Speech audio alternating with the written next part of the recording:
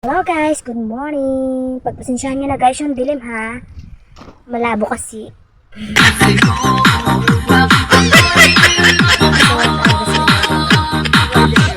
Sayaw si kamarin nyo guys. Pasensya na kung madilim. At syempre yun na nga guys. Sabi ko sa asawa ko, timplahan niya na ako ng kape. At yun na nga, binigay niya na sa akin yung kape. Thank you.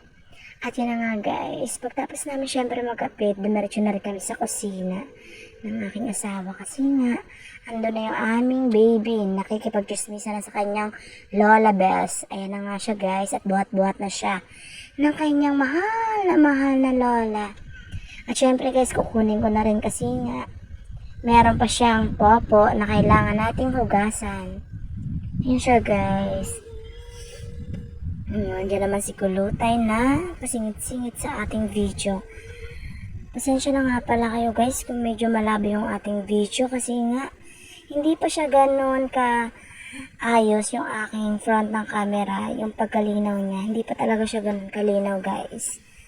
Siyempre, bida ko muna ang baby ko at hugasan ko na rin.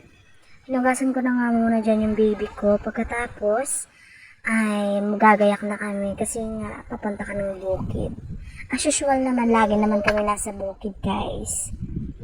At yun na nga siya.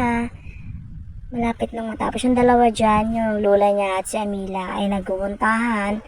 Ginagalitan siya guys kasi nga ang arte-arte sa pagkain, hindi ko makain ng gulay, yung maasim. Ayaw niya yan ako guys. Namamblema nga ako sa aking asawa, ay sa aking anak na yan. At yun na nga guys, patapos na ako dyan, kaya yun, siya muna ang bida. Panurin nyo muna siya guys. Yun na nga guys, pinapakita ko talaga yung katawan ko dyan kasi parang medyo pumayat na ako.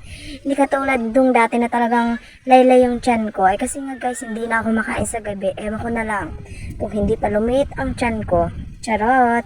Hindi pa rin naman talaga siya maliit guys. Kaya marami pa sigurong buwan bago pa lumiit ng todo yan.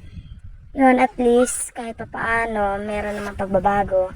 Yun na nga guys, malapit na kami dyan. Binigyan ko ng pagkain yung aking anak. Pinakain ko na sa kanya yung hindi kinain ng kanyang ate. Guys, babus!